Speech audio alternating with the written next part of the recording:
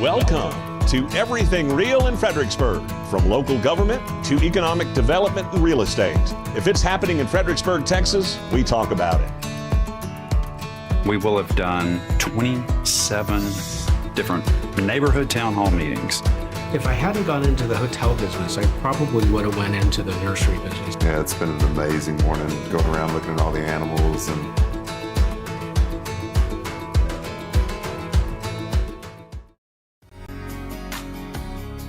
Please join us in keeping Fredericksburg and Gillespie County special.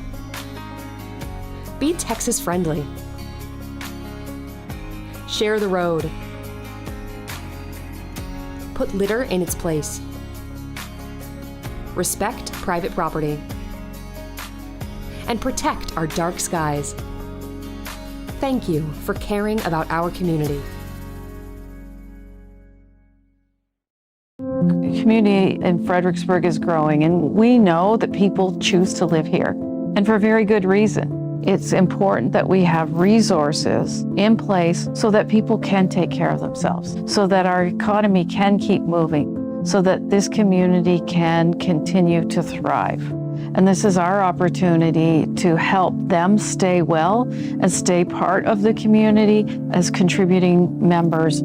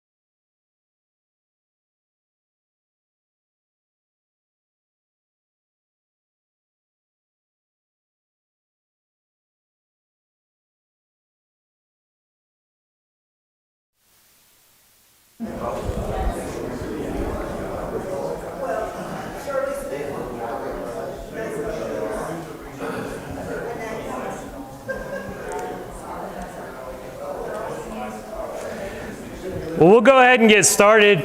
Thank you all for being here on a morning like this. I kind of wish we could set this up outside, but we'll settle for this. As you can tell, I'm not Clinton Bailey. My name is Garrett Bond. I'm the Assistant City Manager for the City of Fredericksburg.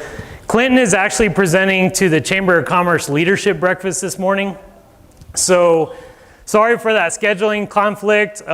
We had this on the schedule already, so we wanted to go ahead and keep it going. So you're stuck with me for this morning, but we've got a great event planned for you. Before we get started, just wanted to take a moment to remember the events of 9/11 some 23 years ago today. We also want to take this opportunity to thank all the first responders here locally that keep us safe and healthy each and every day. I was going to ask Dr. Hammerson if you don't mind coming up and just saying a few words about the response in Germany. And also, Dr. Hammerson, as you know, led a anniversary event out at Fort Martin Scott earlier this year. And so on Monday, there was a thank you event to all the people who helped out with that. And I think you had 60 or 70 people there. So just if you could touch on that a little real quick. Thank you very much. Carol and I had the good fortune to be stationed in Berlin. And this is a German heritage community. So I mentioned to Garrett, on 9/11, the German response was absolutely phenomenal. Within minutes, they had surrounded the embassy. with their security forces. They had thrown out a perimeter. Nobody knew what was happening. There were snipers on the rooftops, anti-aircraft guns in position. They not only took care of the folks at the embassy, they had police officers immediately at the John F. Kennedy School, which is where most of the diplomats have their children go to school. The Germans provided security to every post, every U.S. military post in Germany. They really stepped up very quickly in order to be able to help us.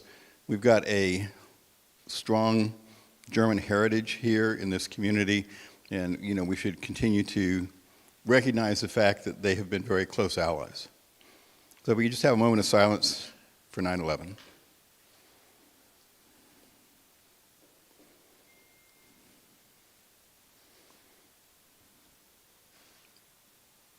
Thank you.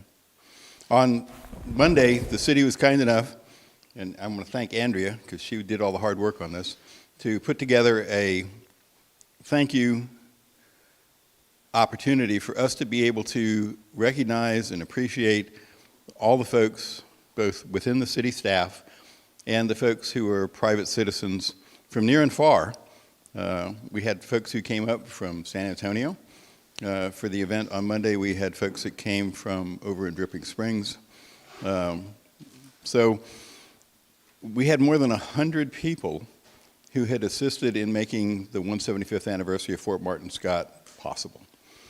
And we invited those, obviously not all of them could make it.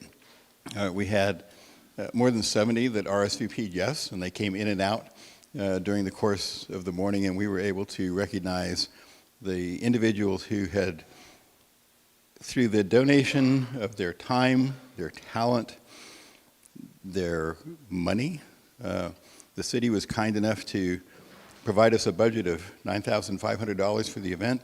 We had private donations of $30,000 to be able to allow us to do things that we otherwise wouldn't have been able to do.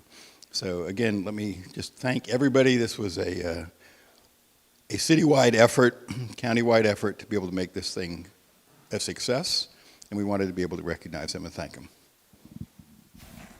Thank you. And Carol, thank you for all your hard work too. So you're a big part of it. Like we've always done, we're going to go around the room and have some staff present some department updates this morning. So I did want to go around and do some introductions. I want to start with Leslie Embry. She's the one who always rounds up all the breakfast goodies for this event. So thank you, Leslie. Here in the front table, we have a number of former council members and current P&Z members, EBA members. So Tom Musselman is on P&Z currently, former council member. Jim McAfee is on ZBA. Sharon Joseph is currently on HRB and a former council member, and former council member Graham Pearson. Let's see, we have Lieutenant Derek Seelig with the police department in the back, Alyssa Rivera and Lieutenant Braxton Raymer with PD. We have current council member Tony Klein, our public works director Chris Canese, director of parks Andrea Schmidt. I'm trying not to miss anybody here. And then up here, so Judge Shelley Becker is here this morning. She'll be talking to you about municipal court. And then we have Frank Stead and Fire Chief Lynn Bizzle here to talk about the fire department. You can demote this. So just wanted to give you a few updates on city council happenings, the budget update, and then we'll move into the department head updates. So the big news is we finally finalized the purchase of the University Center building. So yeah, pretty exciting. The closing officially occurred on August 30th. Y'all may have seen the picture in the paper, and I think we've got a picture of it with the official signing. Most people were thinking that was a big closing where you have 80 pages of things to sign. That's not the case because the city and the University Center already had an agreement in place. So honestly, it was just one signature line to terminate that current agreement. But pretty exciting times, not just for City Hall. Again, this provides the space City Hall needs for the next 10 to 15 years at least. But it also frees up space in the current City Hall to expand the fire department operations. We also plan to move some of PD into there to expand the police presence downtown. That's something we hear about all the time. And we'll also be able to move EMS administration over to that building as well. At the same time, it frees up the current council chambers at the Law Enforcement Center. So PD will be expanding into that space with new office space. I think evidence storage. No? Okay. It gives them the space they need for another 7 to 10 years of growth. So really exciting times. The remodel design is underway with SKT Architects. They're a local firm who did the original design of the building. We are planning to move council meetings and zoning, Board of Adjustment, Planning and Zoning, HRB, all those meetings to the facility starting October 1st. So I'll mention it again a little later, but on October 1st, that will be the first city council meeting in what was formerly called the HEB room. And Sean will touch on a new webpage we're developing to keep the public updated on that project. So at the last coffee, Krista Wareham gave an update on the budget process. Hopefully that was helpful. That process started in March. We're finally wrapping it up. So we have one final public hearing tomorrow at 9 a.m. at the Law Enforcement Center. And then council will take action on the tax rate and the budget for fiscal year 25 at the September 17th regular council meeting. Happy to answer any questions y'all have about that. You know, there's still a number of tax rates being considered, but council will make that final decision on the 17th. I think that's all I wanted to touch on at this time. So if it's all right with Judge Becker, I'll turn it over to you to talk about municipal court. And if y'all haven't seen, hopefully you haven't been called to court. She's located on Industrial Loop across from the Law Enforcement Center. She led an effort to remodel the space. So she was the project manager and did a great job, but it turned out great. I know there were a lot of hurdles, but if you get a chance, swing by there and check it out. It's very nice. Unofficially, yes. Or if you're called for jury duty, that's fine.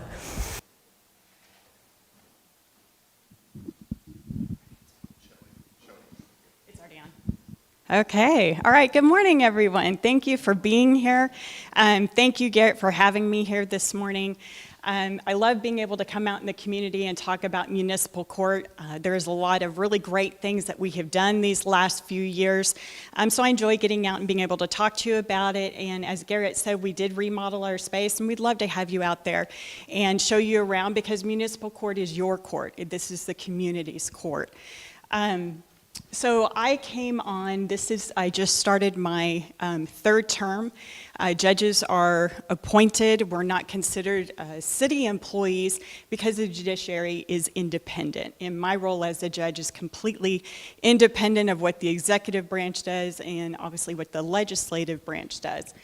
So this is my, going into my third appointment.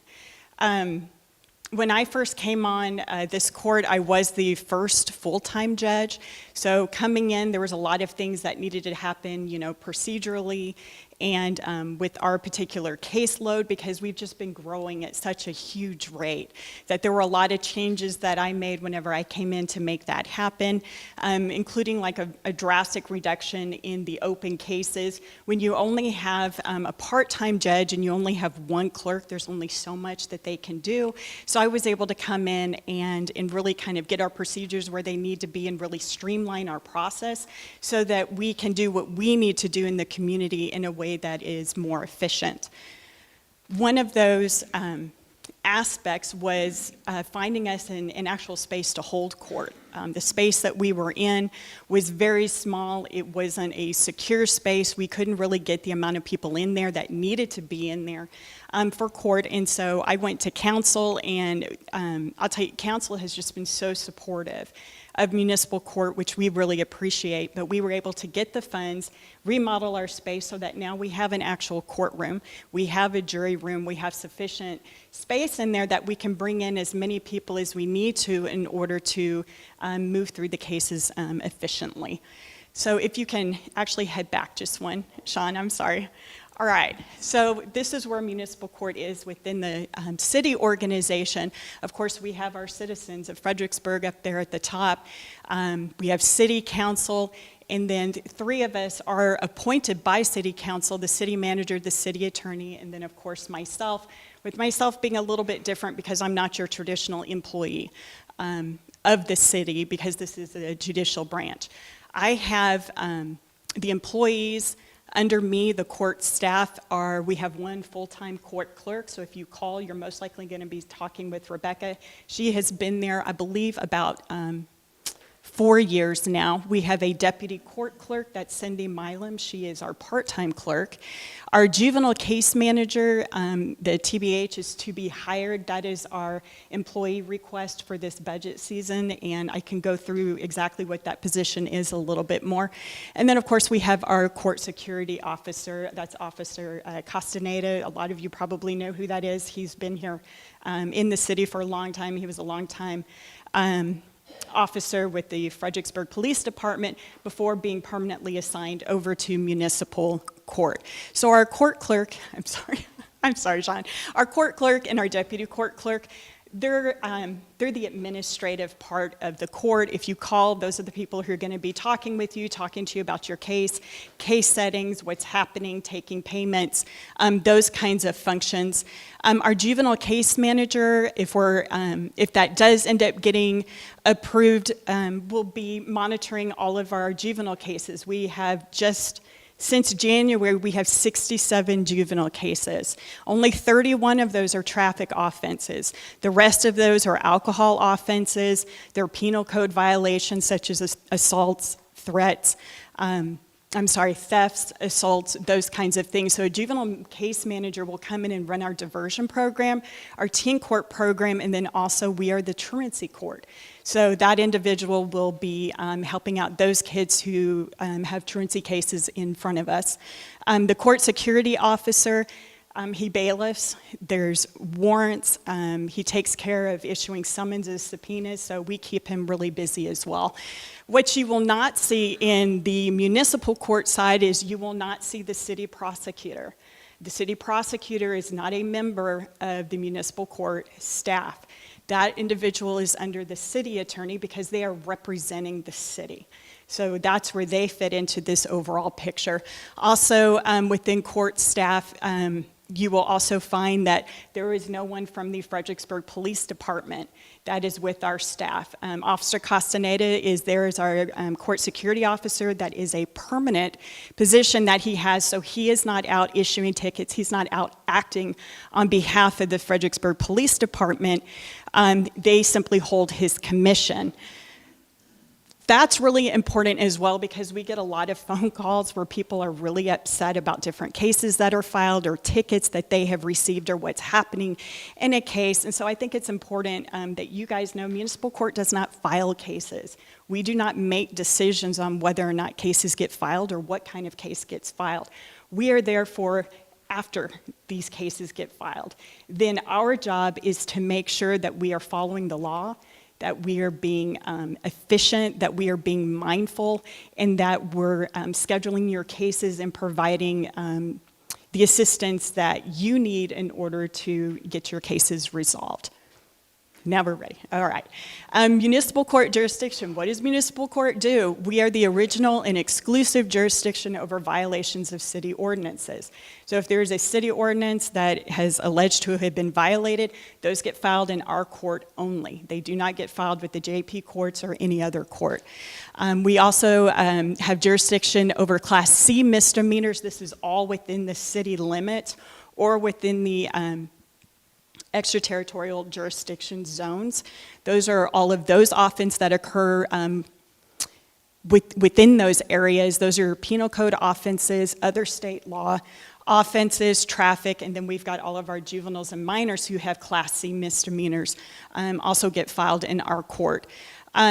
Class C misdemeanors are designated as fine-only offenses. There is no jail as a part of a possible range of punishment. That's what makes them a Class C misdemeanor.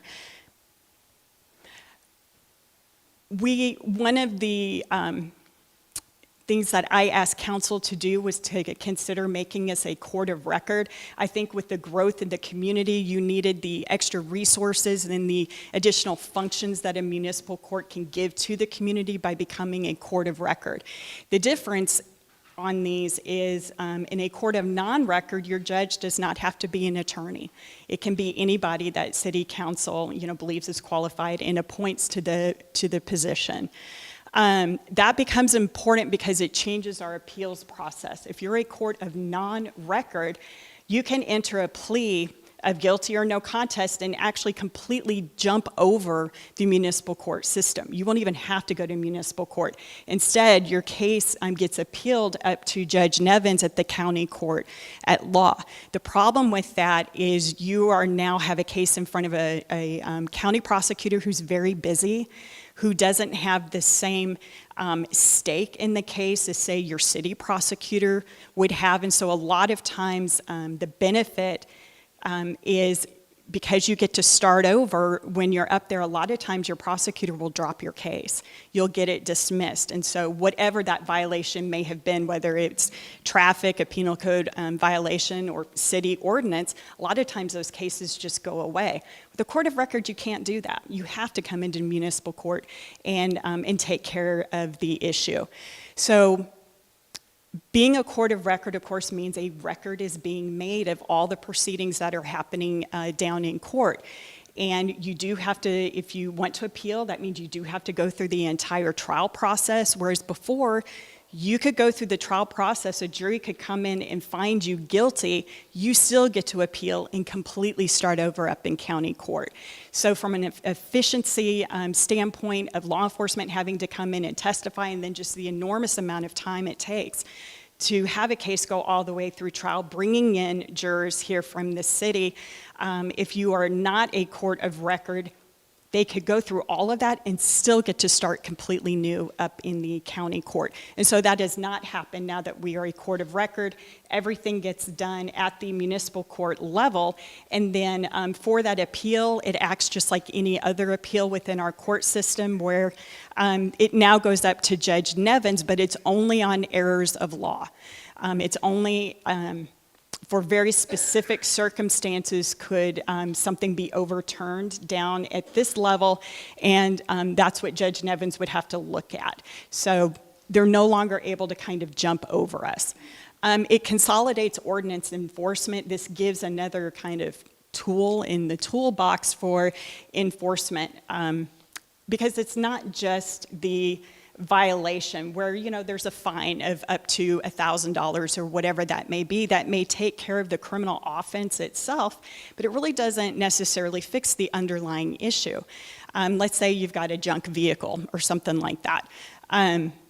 Every day that junk vehicle is still in that position when it shouldn't be is a separate offense for every single day. So you can give them citations for every single day, but it would be better to use a different tool to go in and actually enforce the ordinance under a civil case and say, okay, instead of just writing you a bunch of tickets, we're now actually going to go in and say, you have to move your vehicle, and this is how we're going to do that. And so becoming a court of record gives you those additional tools specific to ordinance enforcement.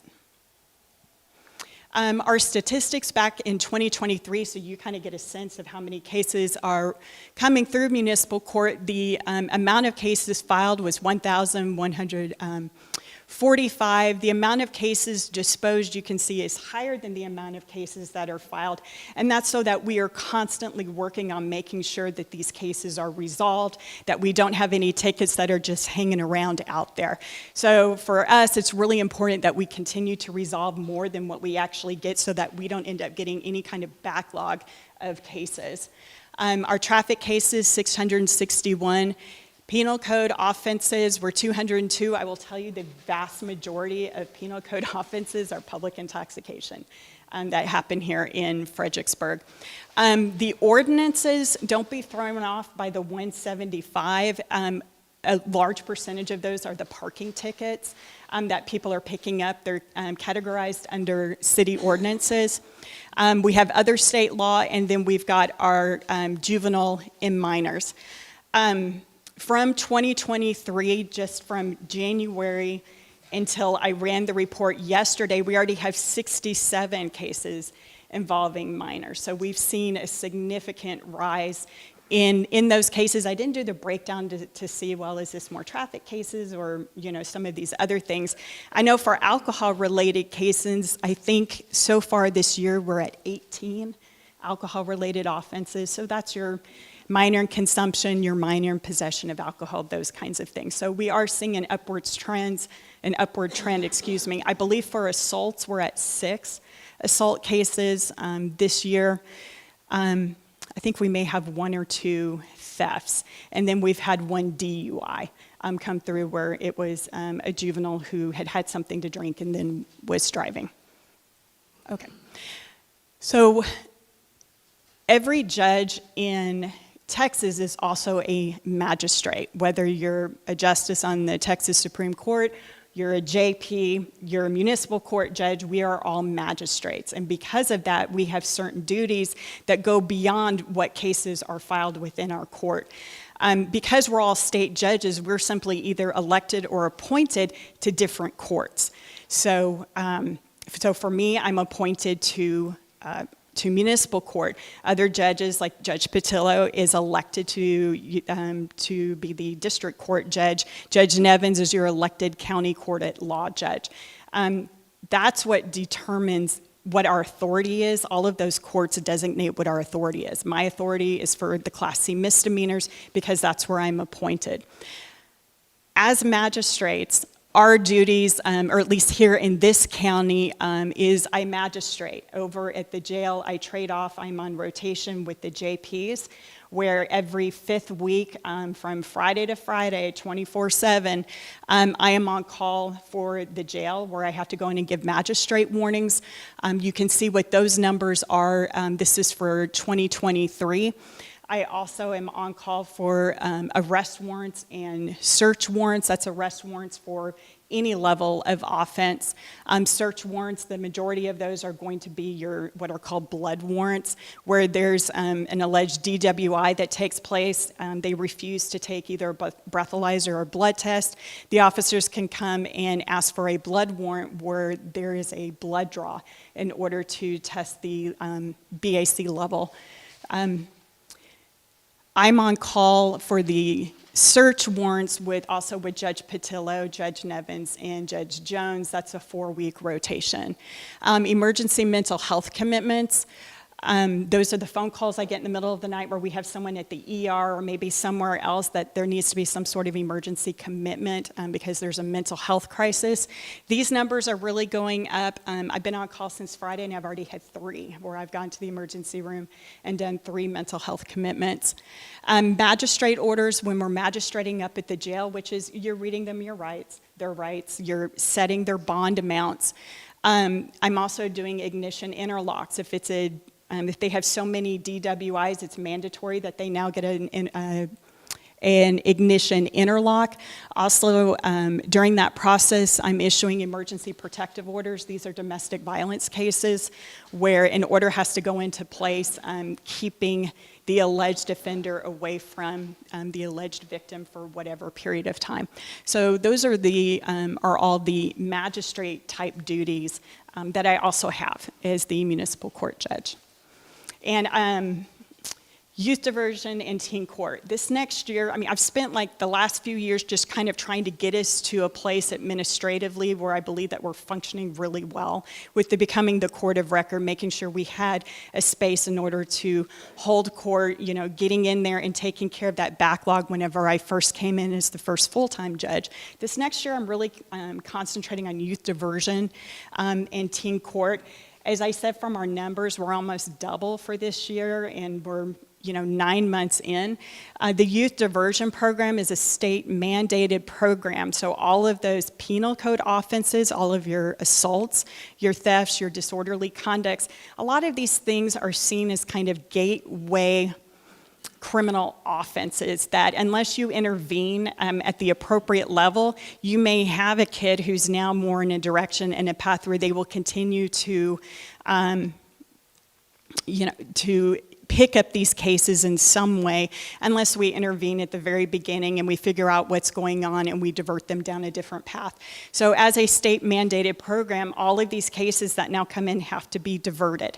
We're keeping them away from formal prosecution, but there's still accountability for the child.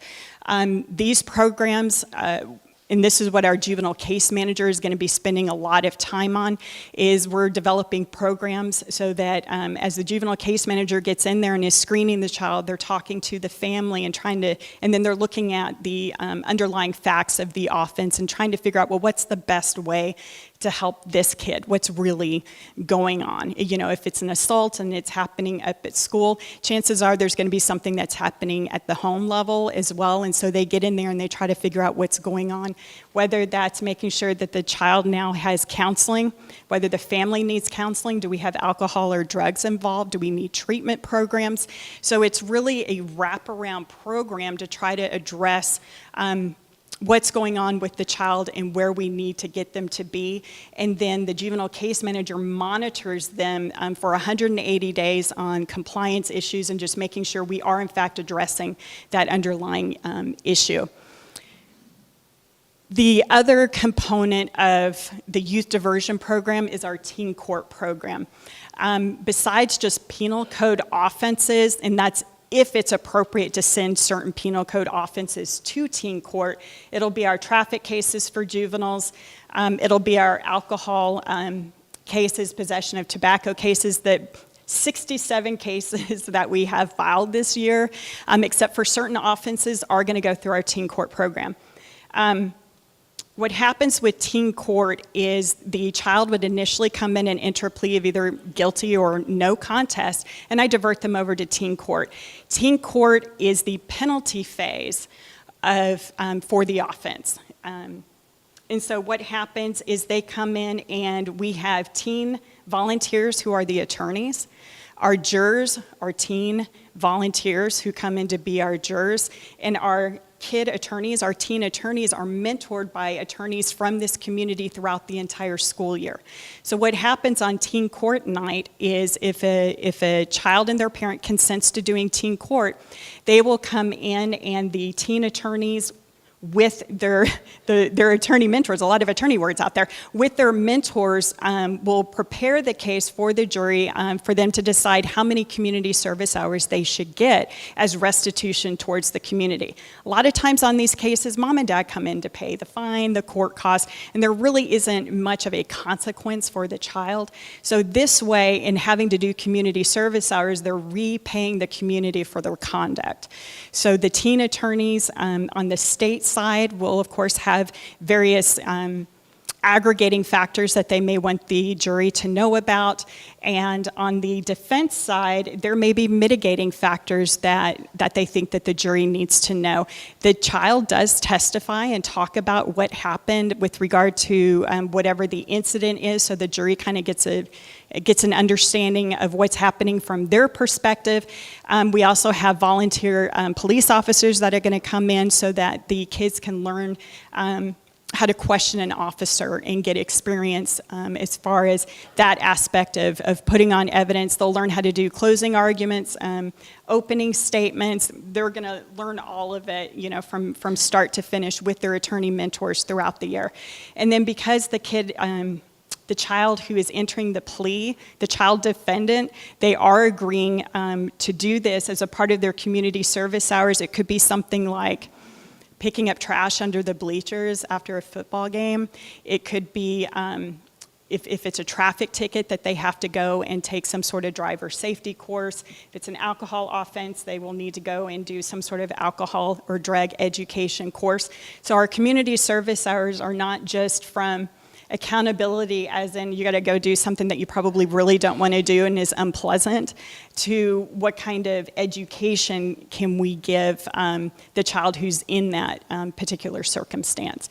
So I don't know if I explained that real great, but we've got a lot of volunteers from FISD and also from Heritage, and I've called a few other schools to see if their kids would be interested. And we've got a big group coming out. We're having our first training session on Saturday. Our first teen court night is going to be on Monday. So we're really excited to get kids from the community involved in the criminal justice system so they understand what it is from a volunteer perspective. They know what this is. They're invested in their community. They decide what they want their community to look like. I think it's important for these teen jurors to sit in judgment of somebody else and to have a stake in what they want their community to look like and what they want certain behaviors to be within the community. So we're really excited about having that program for this next year. Any questions? I know I ran through a whole bunch of stuff. Yes, sir. You seem to be incredibly busy. Yes, we are very busy. With 1,173 cases that have been heard, that comes to more than 20 a week. How many of those are pleas for folks who live in Austin or Dallas or whatever? I'm sorry, how many of those are? Plea, where somebody says, Oh, they're just going to go ahead and enter their plea?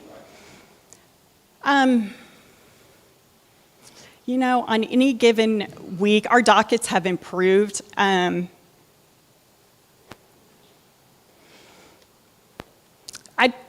say maybe 40% will come in and actually take care of their cases. And then the rest of them, we go through all the steps to try to bring them in. But I'll tell you, I have a lot of cases that are warrants because people just aren't taking care of their business. Which leads me to a public service announcement. I've got 3 things that kind of go along with that as far as resolving cases within a timely manner. I get a lot of people who come in that say, I feel really bad because I want a jury trial and I feel like we're wasting your time and maybe I should just pay. No one should ever come into the court system feeling like they're wasting somebody's time. That is what it is there for. You have the right to a jury trial. Exercise that right. Something that goes along with that is whenever you receive a jury summons, please come in. It's a court order, but also you have a member of your community that is asking you to sit in judgment of the facts of the case. And they cannot exercise their right to a trial unless we have people from the community who are going to show up and who are going to participate within that process. So always come in and exercise your right if that's what you want to do. And then as jurors, please come in as a community so that they can, in fact, exercise their right. But yes, we have a very large percentage of people who do not come in and take care of their tickets, and so we end up having to do a warrant. Yes? Do you have any statistics on the non-residents versus residents of the county that you keep track of? Because as we grow and more visitors, it might be a concern to the community. I don't have a way to break that out to a specific number. For traffic offenses, the majority of people are not going to live here. Based on what I've seen, but I don't have an exact number. Probably 90-something% of our public intoxication, they are not from here. They are from outside the city who are here visiting. Yeah, I think that would be a good thing to put out there. Are you going to be taking this presentation and putting it online? So if we did, okay. Yeah, I can certainly do that, and I can go back and try to break down some of those numbers and see if there's a way in the system to track whether they're from Fredericksburg or not. But then you get to, okay, well, who's here in Fredericksburg, but they actually do live in this county. So some of that I might have a hard time breaking out, but I'll go back and see what I can do. Absolutely. Anybody else? Yes, ma'am. For the teen court, you said this and I missed it. How are the teens? Thank you. How are the participants chosen or found? Okay. I went and I did presentations at the various schools to see, and it's really the kids would come to those presentations. We had an application that they would fill out, expressing their interest, and so it's the receipt of those applications and then following up with them. That's how we got all of our volunteers. I think we're at, 26 volunteers. I wanted a big enough group because these kids are busy. They want to be involved in several different things.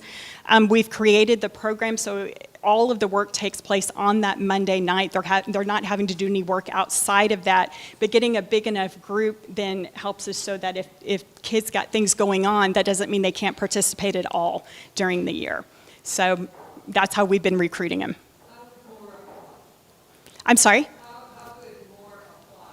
Oh, email us. We'll get them an application. And I can talk with you as soon as this is done and get you our email. Yeah. Anybody else? Yes, sir. Does it take a joint city county meeting or discussion to make the court of record happen, or is that just going to kind of between the? No, that's already happened. So it's official. That was a city council decision. Oh, it's already happened. Yep. Oh, okay. yes, Sorry. it's already happened. Yep, that's already in place. So thank you, Judge Becker. As you can tell, she's really busy. So this whole teen court thing, she's taken that upon herself in all her free time. So we're really excited about that. Do you have a regular schedule for teen court? You said on Mondays. Is it once a month? So with all the alcohol cases, we're really booked up. We're booked through November. At this point, it will be, thank you. So our first one is Monday the 16th. Our next one will be September 30th. And then our next date in October, it's whatever that second Monday is. But I'll post them on our website so that you guys have them. I know we've had a lot of interest from the paper. They're going to come out, I think, and do some stories and interview some of the kids. But we would love to have you. And anybody can attend those, right? If they wanted to watch. So yes. Thank you again. I would mention Fbg.Live is broadcasting this again, so if you do have a question, please allow time for us to get you a microphone, just so the broadcast will pick it up. Next up, wanted to call up Frank Stead with the fire department to give you an update on their operations, and then Chief Bizzle is going to give you just a quick update on the budget request for this year, some of the equipment they'll be looking at. Thank you, Garrett. First, I'd like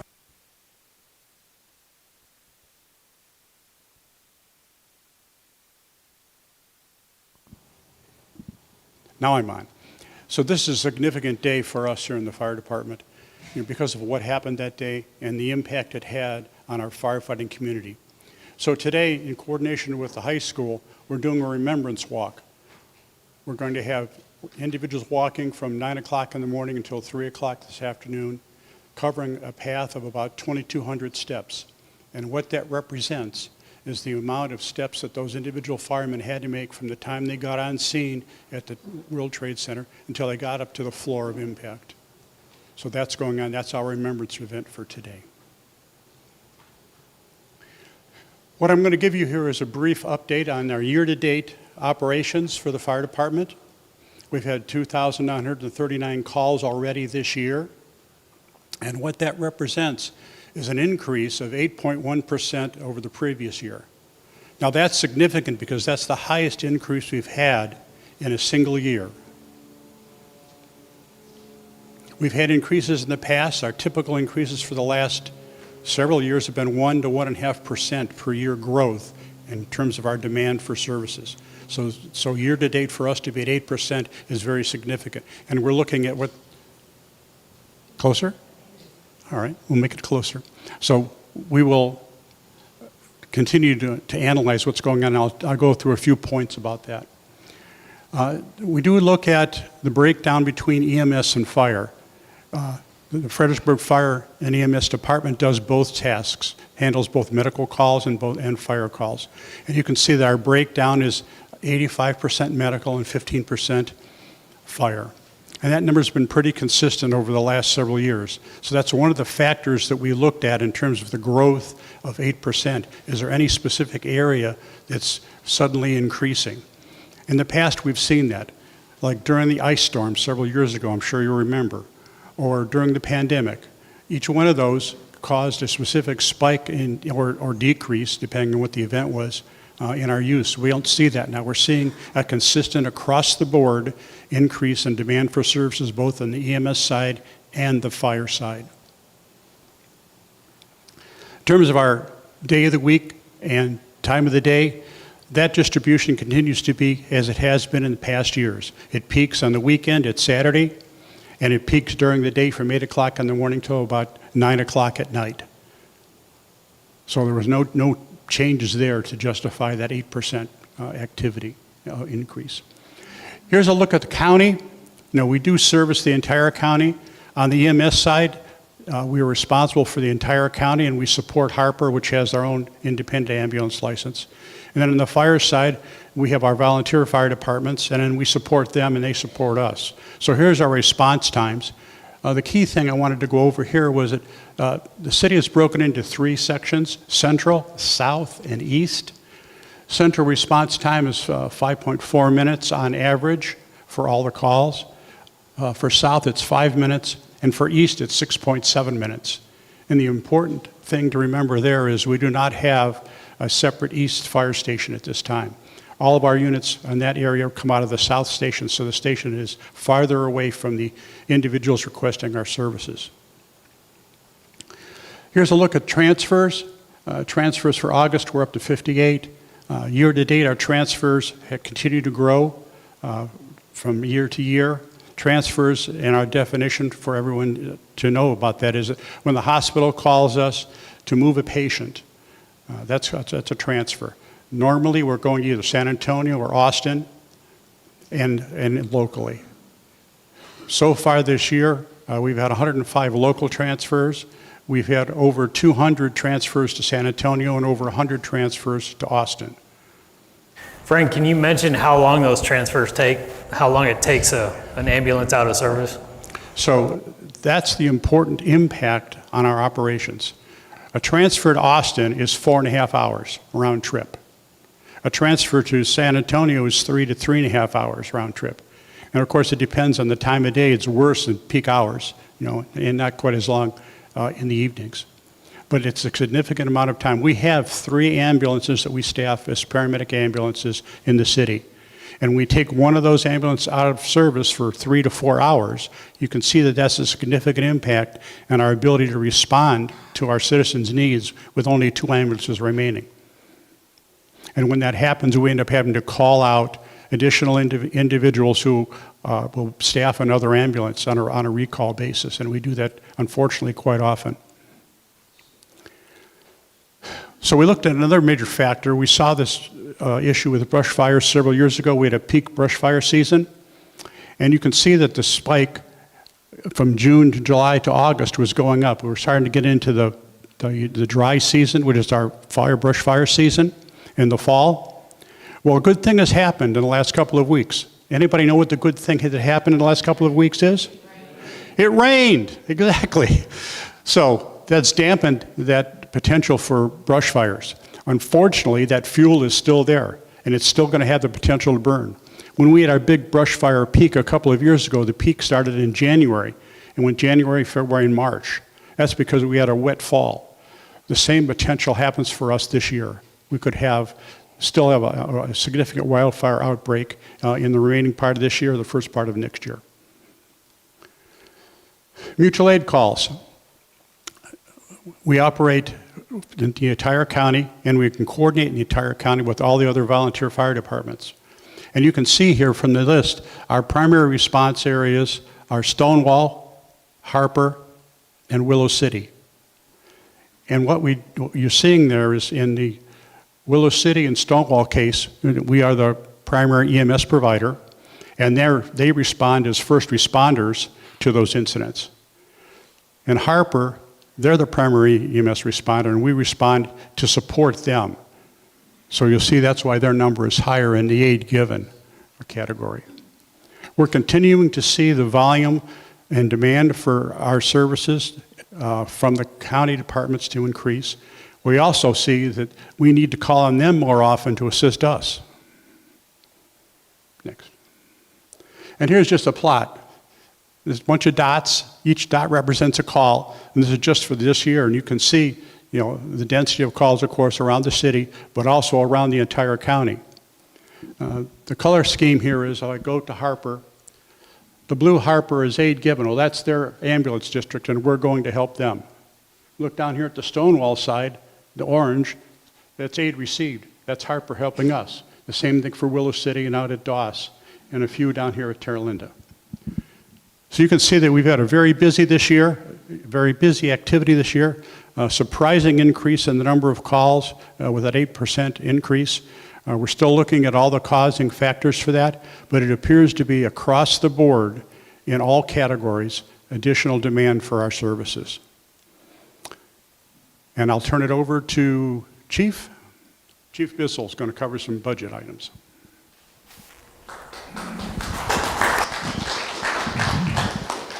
Good morning, everyone. I appreciate the opportunity to come before you this morning. Again, I want to reiterate, as Frank and Dr. Hammerson said, today is Patriots Day. We should never forget what happened to us September the 11th, 2001. It was a very dark day in our country, and we were under attack. So today is something that we want to remember forever, and it's something that's near and dear to everyone's heart as to the events that happened on that day. To go over real quick, I want to switch gears here and go to our budget, our proposed budget, because it's not adopted at this point, and we have a couple more meetings to go. Some of the requests from the fire EMS side that we have proposed in our budget is a new roof at our south station. That building is about 23, 25 years old. It's leaking at this time, causing us some additional damage that we want to try to correct moving forward. A new ladder truck, I would tell you that a new ladder truck, well, I should say all of the fire, if it has fire on it, it's very expensive. Is about a $2 million cost. However, that truck lasts over 20 years. So if you spread that $2 million out over 20 years, we're able to pay for that. The other issue that we have with all of our equipment is the fact that instead of taking a year to a year and a half to get built, we're looking at 4 years to actually take delivery once we place an order. Once the funding is approved, then we place an order for that particular equipment. It's a very long lead time to receive it. The other item is a new ambulance. As Frank mentioned, 85% of what we do is medically related. We service the whole entire county of 1,060 square miles, and it stretches us pretty thin with 3 full-time ambulances and then 2 in reserve. So we have requested a new ambulance in next year's budget. These ambulances get about 50,000 miles a year on them, especially the front units or the front run units that we use. All 3 that are staffed get a lot of mileage on them annually, and it requires continuous replacement of those units. The other issue is the ambulances that we have in reserve. We have a total of 5 ambulances in our system, and 2 of those are reserve ambulances. So if one breaks down for whatever reason, which that happens regularly, we pull one of the reserves into our full-time system.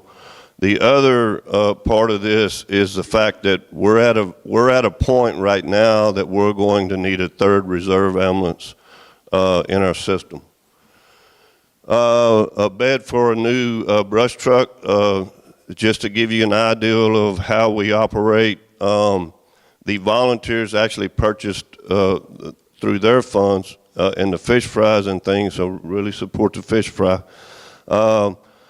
They have actually purchased a chassis, and what we're attempting to do is put a flatbed and then a brush firefighting unit on the back of that with that new chassis. Life pack monitors, these are in every ambulance that we have. We use them on just about every single patient that we respond to. These are about $70,000 a piece. Their lifespan is about 7 years, and we've had our old monitors for about 9 years.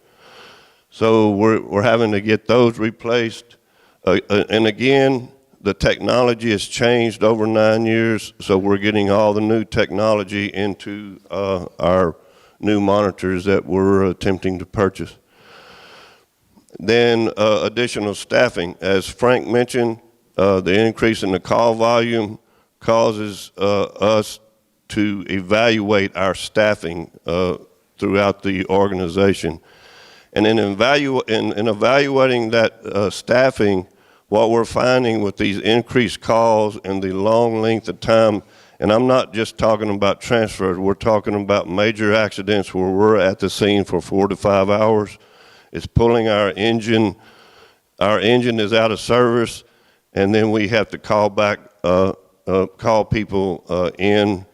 During the day, it is sometimes difficult to get some of the volunteers. They all have jobs. They have to pay their bills as well. So it is sometimes hard to get that backup at the station for our reserve apparatus should we get another call.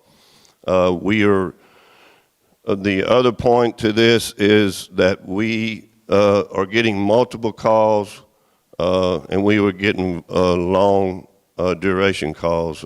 Just this past month, we've been on 2 structure fires, and we're talking 6 to 8 hours on a structure fire where we have a lot of equipment committed, and we've got to have some reserve people there to take on the additional calls that we get in. My worst nightmare would be that we get a 911 call and we can't respond because we don't have people. So that is a reason for the additional staffing. That it? Okay. Anyone have any questions? Yes, sir. Okay, a couple questions. Is there a category of transfer that might not require a full ambulance? No. Okay, there's not.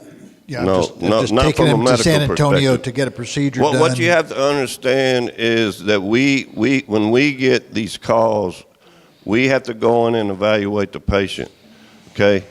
And if something else could potentially be going wrong, we've got to identify that, and that can happen on any call that we get. As an example, you could get a call for appendicitis and it be a full arrest.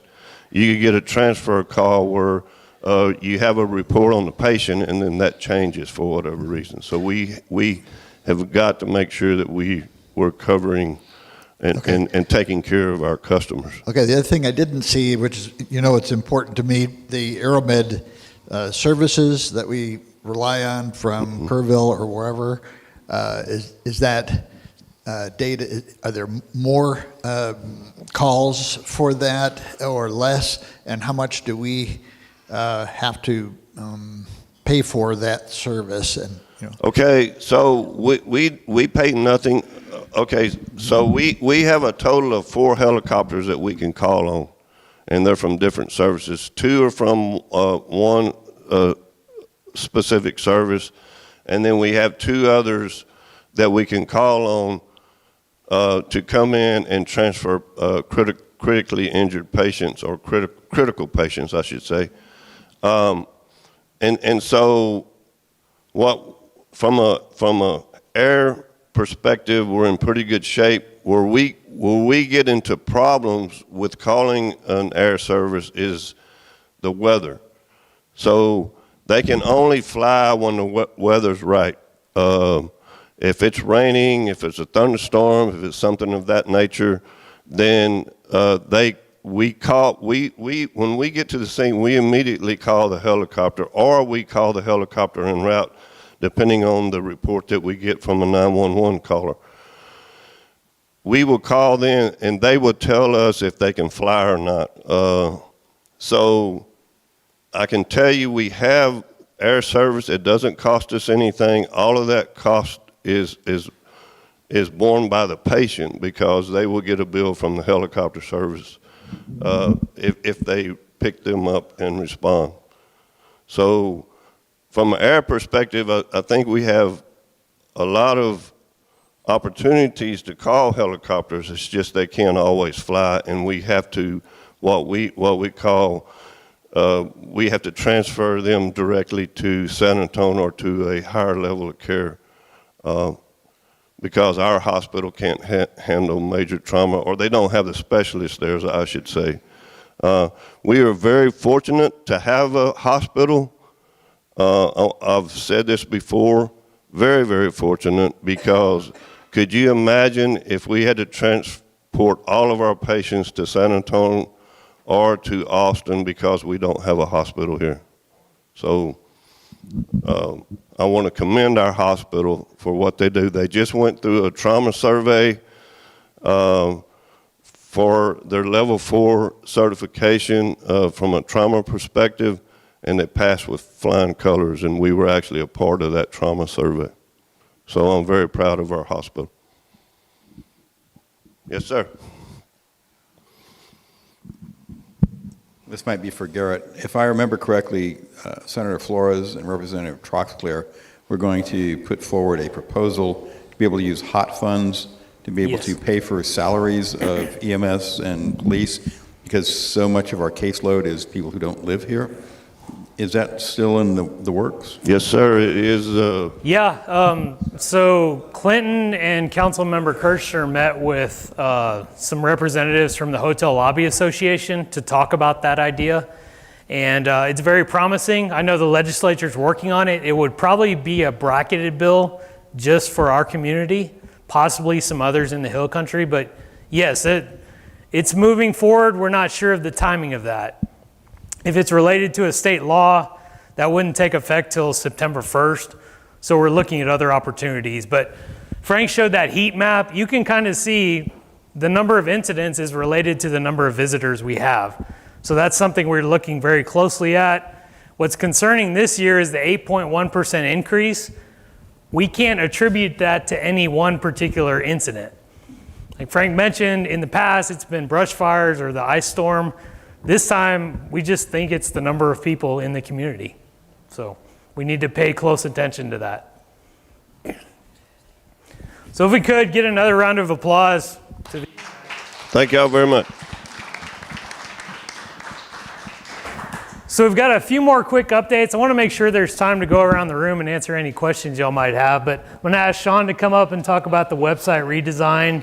I know there's been some questions about where's the agenda posted, where we post these types of slideshows, things like that. If you could touch on that, Sean. Yeah, Sean Dory, Public Information Officer. So I think last coffee there was a question of where can I go back and watch meetings? That is City Council meetings, Planning and Zoning Commission meetings, ZBA, HRB meetings. And I kind of have, I know it's small, but this red arrow down here, this is the homepage of our website, Fbg.Tx.org.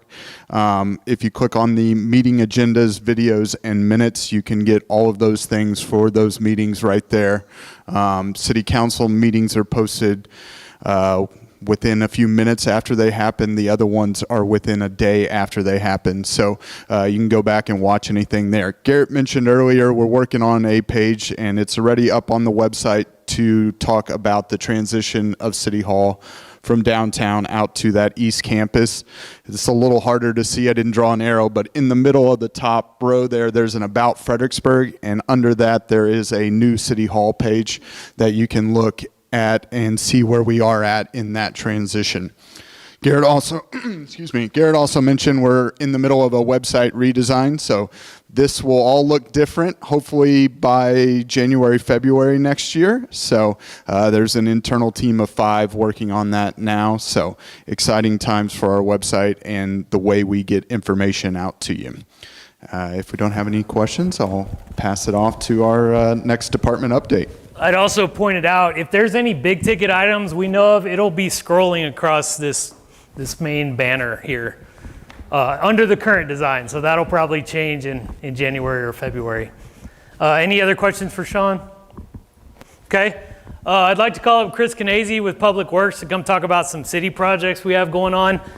I did want to mention, as you came by the Pioneer Pavilion, you probably saw that the front wall has been taken down. So as we were putting a new roof on that building, we found some major structural issues with that rock wall. So that's all being repaired, hopefully in time for some events we have in early October. At the same time, I think it was mentioned at the last coffee, we're replacing the septic tank for the Totch House, and that'll be tied into the city sewer system, but that will allow us to build a parking lot next to the Totch House. So that's something we see, especially when the pool's open. We have the pool, Pioneer Pavilion, and the Totch House. There's just not enough parking there on that drive aisle. So we'll have a dedicated parking lot. Chris? Thanks. Y'all hear me okay?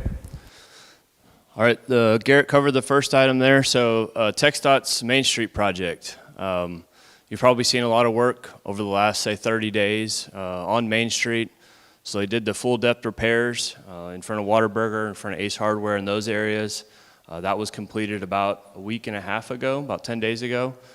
They are now starting on the actual mill and overlay. So they completed 1631, Ranch Road 1631, which is Olive Street towards the landfill. That's completed. The overlay portion of that, they don't have the striping in yet.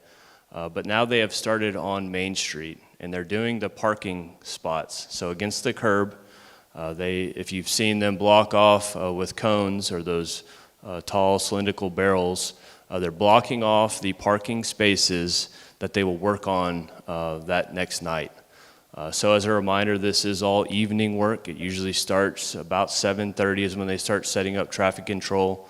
The actual mill and overlay operation starts just after that. And their goal is to finish by about 6 o'clock in the morning before the general public starts traveling around again for their day. I know sometimes they go a little bit longer than that, just depending on how everything's going with their operations. I've seen them go even into close to 8 o'clock, at least on 1631, before they get all their traffic control picked up and so forth.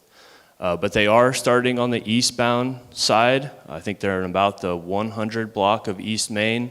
They're heading west in those parking spots. Then they're gonna, once they get on the west side, they will come back east. It's about a 4 to 5 day operation according to TxDOT. They are supposed to be getting some signage indicating that work that's being done. Also worked with Ken Cook. I think there's gonna be something in the daily updates.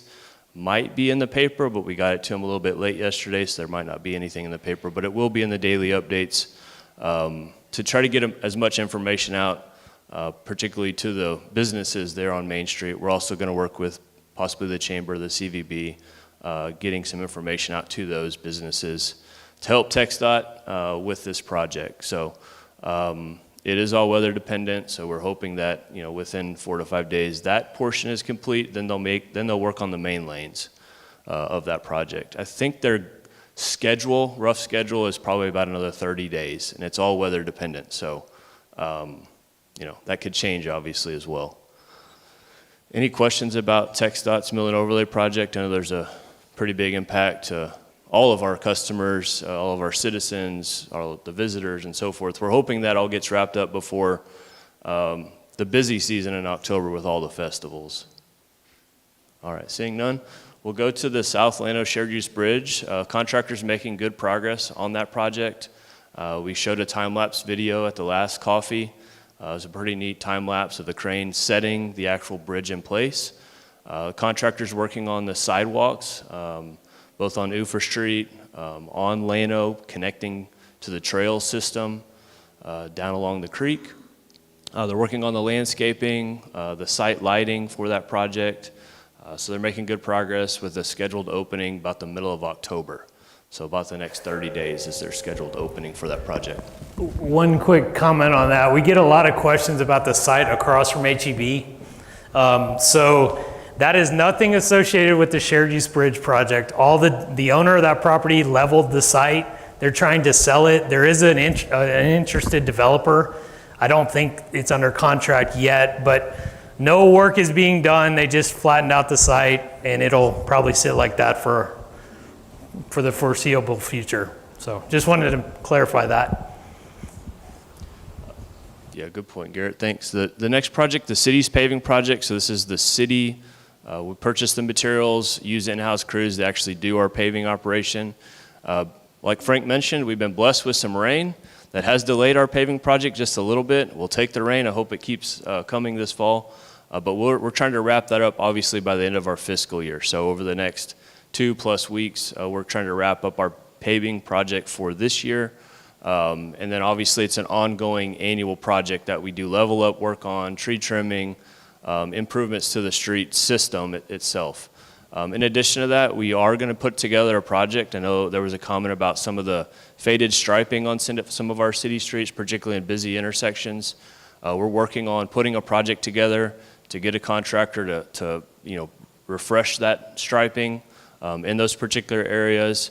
Also working with TxDOT, some of those are connections to TxDOT systems, so working with them on some of those areas so that their crews can get out and refresh some of that striping. Any questions about the city paving project? All right, thank you. Chris? I touched on a few of these, but just wanted to go over a few upcoming meetings. We have the budget process public hearing on September 12th. The regular city council meeting where the budget will be adopted on September 17th. And then again, the October 1st city council meeting will be held at the University Center. So if you're planning to attend, just make sure you don't go to the law enforcement center. We're getting into the busy special events season, especially on market plots. So Oktoberfest is being held from October 4th through 6th. Andrea, correct me if I'm wrong, but I think September 25th or 26th, they'll start putting up the fencing. So we get a lot of calls about that, like what's going on this weekend? Well, it's not till October 4th through the 6th. So they start early. That fence will be in place most of the month. We'll also put up all the barricades in and around the square. So it's a busy time of year, especially for the Parks Department. And then also the Mesquite Arts Festival is October 11th through 13th. So the next coffee is Wednesday, October 16th. As always, we're happy to try to include topics y'all want to have on this. We are planning to have representatives from Hill Country Alliance there. They'll be talking about their One Water and Net Zero water conservation initiatives. So we'll be focusing heavily on water at that discussion. As Chris mentioned, we've had some rainfall, so the wells are doing well, but we don't want to forget about that. That's always at the top of our minds. And with that, be happy to go around the room. Again, staff is here to answer any questions you might have after this meeting. But I guess we'll just start back here, Sean. Okay, yesterday the Hill Country Underground Water Control District voted to change from stage 4 to stage 3 after looking at the data and the models that they're using, and they've tweaked the models a little bit. And I'm wondering if, can you say something about the city's status on evaluating the water and how you do that in the upcoming weeks? I'd just say it's always being evaluated. So we're always looking at it. At this point, we're really focused on the budget, but once we're done with that, I think water's going to be a hot topic again, and we'll make a decision there. I think the public is familiar with our stage 4 at this point, so the last thing we want to do is bump down to stage 3 and then say, oh, sorry, we got to bump to stage 4. They're still predicting La Nina, so we don't really know what the long-term forecast is going to look like. Yeah, and just to add to that, I think we've always said, let's get through the summer into the fall, and then we will evaluate that. I will say we got the updated rainfall totals through the year, through August now. We're just over 20 inches. Our average is about 28 inches. So we hope to get to average. If we've said this multiple times, but the last 4 years we've been below average, and not just by an inch or two, in some cases by 15 plus inches. So we're still hopeful for rain. It is very green. We're blessed to have the rains, but we still we have a long way to go before we're really out of the drought. And I think that can be just displayed very easily by the local lakes. I mean, you look at the Highland Lakes, you look at Lake Medina and then the areas, it's just south of us. So we have a long way to go before we're out of the drought. We hope that the fall will continue with some blessed rains to help, get us over that hump. But we certainly will continue to evaluate that. Just from an aquifer monitoring standpoint, and I'm sure the Hill Country Underground Water Conservation District mentioned this yesterday, we're about 12 feet higher in the Canal well field than we were this time last year, and about 9 feet higher in Old San Antonio Road well fields than we were this time last year. So certainly a positive rebound and a positive effect of the rains that we're seeing in the monitoring. I'm Debbie Campbell, and I would like to announce that Lori Massey Bissett, who's running for the 3rd place on the 4th Court of Appeals, will be at a luncheon at the Toch House. Hopefully they're not working on the sewer on that day.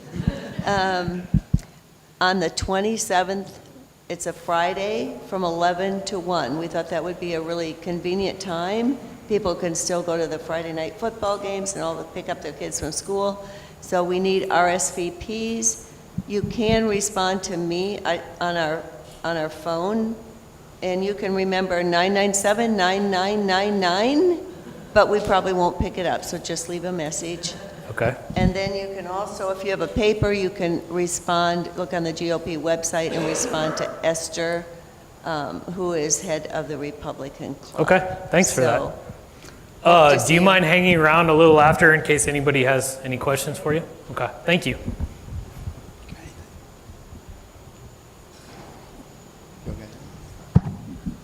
John McManus, City, no comments.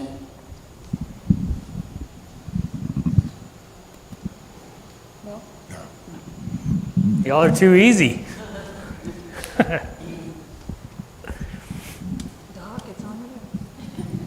Public service announcement, we're less than 2 months from the election. I presume everybody here intends to vote. The state has removed about 1 million names from voter rolls as part of the cleanup.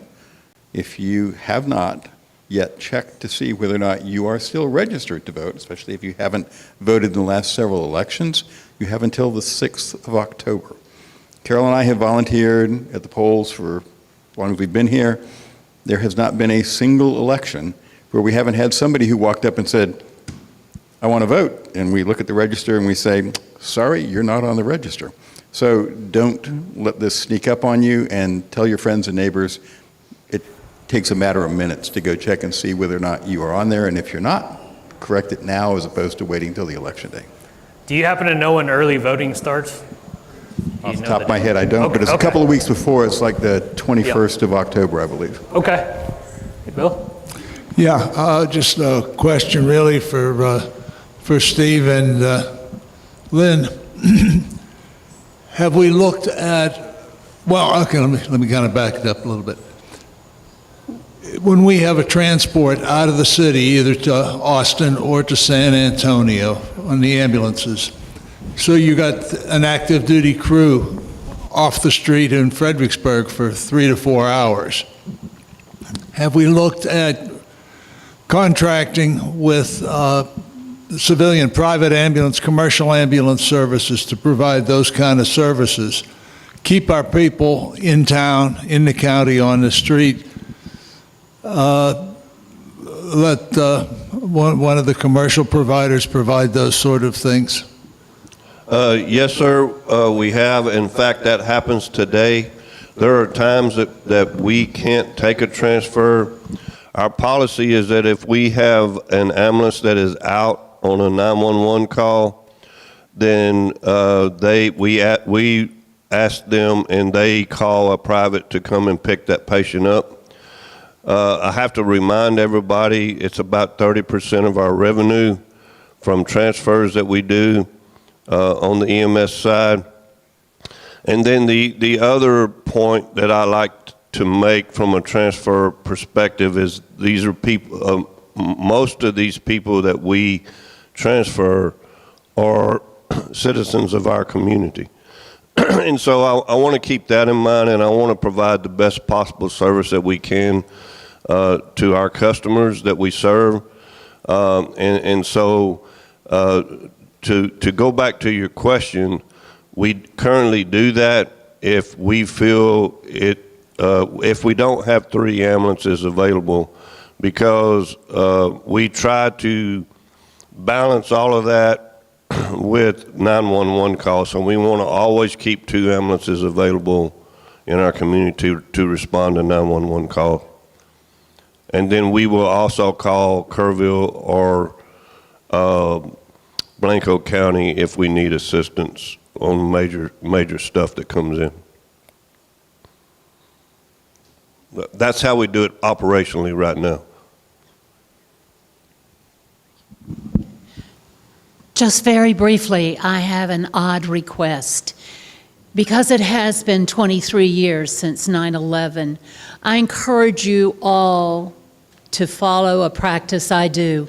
Sometime today, I will find film of what happened, and as long as I can watch it, I will look and see. And I hope that you'll take just a moment to remember and look at the visual impact that had on our lives. And if there is a young person in your life who doesn't understand, but is of an appropriate age to watch something like that, I hope you'll encourage them to spend just 5 minutes so they understand how all of us who are old now were younger then, and what a difference it has made in our lives and theirs, and they don't really realize why. Thanks. Thank you. Yes, those videos are still very impactful. Question. Increased traffic on Friendship Lane. There was quite a pretty bad wreck at Creek Street and Friendship last week.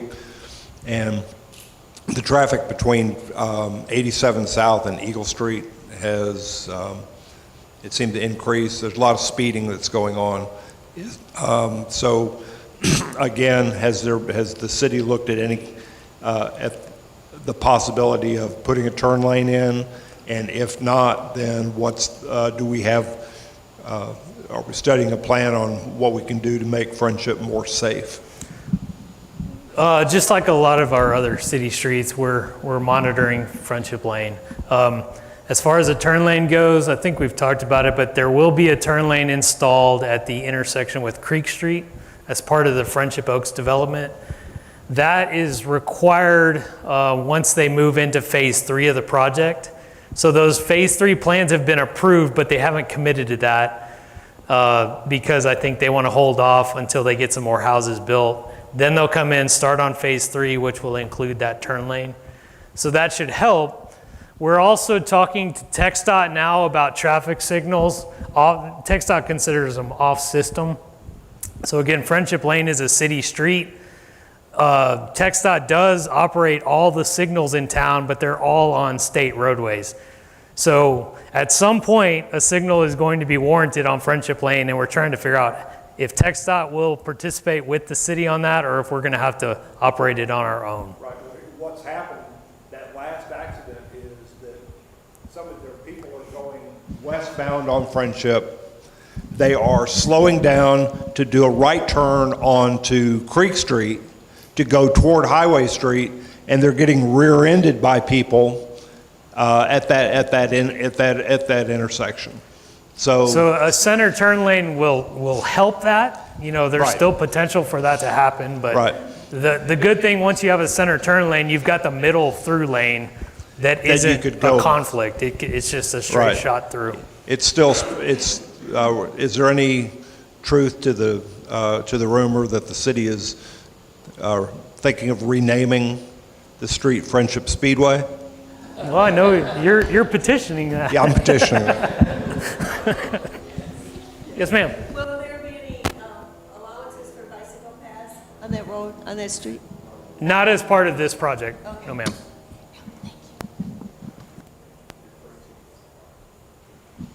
Okay, this is maybe a budget question. So when I called in about the street sweeping, the need for street sweeping, there is grass left over on the street edges that's causing grasses to grow up all along our streets.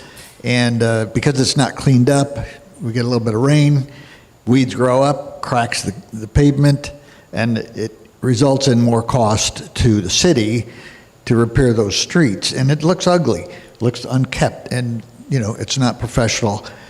The answer I got, which was immediately the grass in the drainage area at the end of Avenue D was cleaned up right away. But the answer I got was we don't have enough staff and machines to keep up with you know, all of the gravel and the sand from people's yards and the stuff along the streets. We just don't have enough staff and equipment to brush our streets clean as part of maintenance. Is that something that's in the budget? So Chris touched on it. These recent rains are a blessing and a curse. So we set up our normal operations throughout the year based on the weather. So this time of year, we're focused more on paving. So our crews are focused heavily on paving. This rain caught us off guard. We do most of our weed spraying and cleanup in the spring in preparation for paving. Now we got the rains late, so our guys are still trying to pave. They don't have time to go do these cleanup efforts. So again, we were just kind of caught off guard. There's nothing we can do about it. Yeah, it'd be great to have double the amount of staff to keep up with all this, but we just have to prioritize things, and unfortunately, that's a little lower on the list. You know, you did mention that drainage way. We wanted to make sure the water can get off the pavement, but you know, silt, debris, things that happen after rains, we just don't have the manpower to go out there and re-sweep after every event. So we'll continue working on it. We do have the residential street sweeping program that we try to go around everywhere once or twice a year. But again, it's not immediately after each rain event. So one thing we are trying to do is pave a lot of the alleys, or at least stabilize them so we don't get washouts where that caliche base is washing out onto the street, but that's an ongoing effort. So. East Friendship Lane got mowed yesterday. Okay, and again, not trying to make excuses, but that's the situation we're in, George. So, any other questions? Well, thank you all again for being here. Clinton will be back next time. So, thank y'all. The community in Fredericksburg is growing, Please and join us we in know keeping that people Fredericksburg and choose to Gillespie live here, County special. and for very good reason. It's important that we have resources in place so that people can take care of themselves, so that our economy can keep moving, so that this community can continue to thrive. And this is our opportunity to help them stay well and stay part of the community as contributing members. Welcome to Everything Real in Fredericksburg, from local government to economic development and real estate. If it's happening in Fredericksburg, Texas, we talk about it. We will have done 27 different neighborhood town hall meetings. If I hadn't gone into the hotel business, I probably would have went into the nursery business. Yeah, it's been an amazing morning going around looking at all the animals and